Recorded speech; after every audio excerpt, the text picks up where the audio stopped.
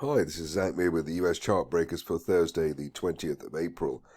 Starting off with the S&P, where we're still grappling with that resistance line there from last year, 4160, the nominal area of that line from August, and obviously the market's seen it and is trying to deliver the end-of-day close above that number, which would then take us up to the top of that rising trend channel from October as high as 4250 by the end of next month. On the downside, not currently looking for anything lower than 4080, which is recent support, but obviously if we are to fail comprehensively at that 2022 resistance line, we'd have the types of falls that we saw in August and back in February.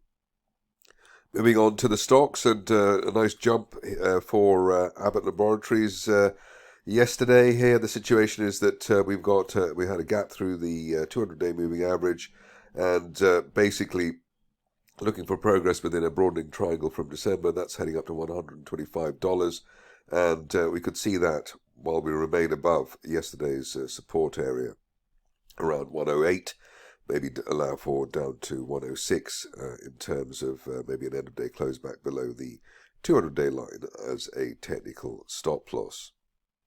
Onto a stock which has been certainly been moving around of late, CXapp or CXapp.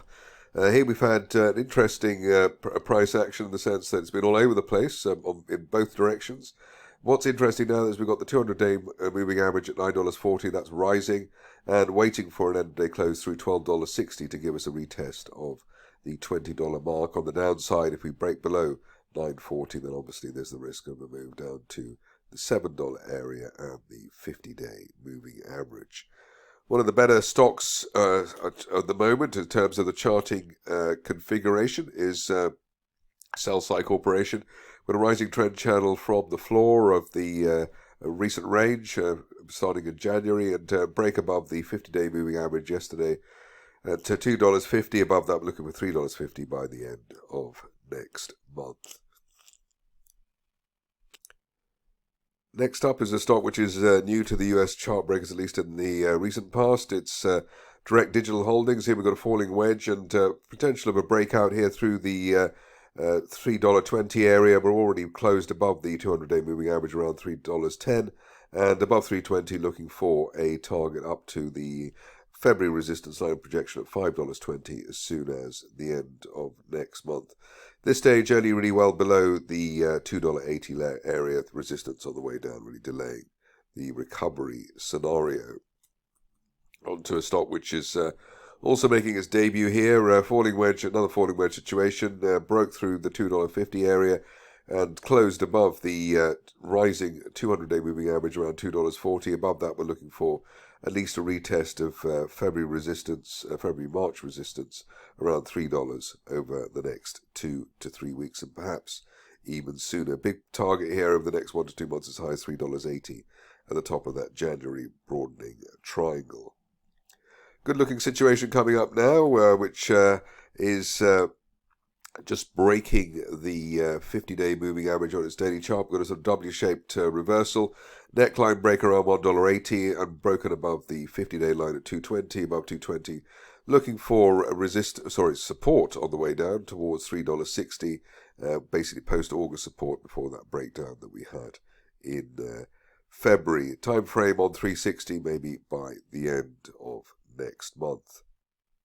Stock that I've covered this week and is certainly building up momentum is Indaptus Technologies, just shy of the target we had there, up to $3.20, gap through the 200-day moving average, and so as soon as we did that, we were looking for the top of that trend channel from back in October at $3.20. If you're ambitious about the stock and looking for more greater glories, then the next level will be up to $4 by the end of next month, which is an August resistance line projection. This stage only well below $2.50. The yesterday's or the previous day's resistance really delaying the ongoing recovery there. Another repeat from recent days, which is normally good news, is the situation where we've got a broadening triangle there from September.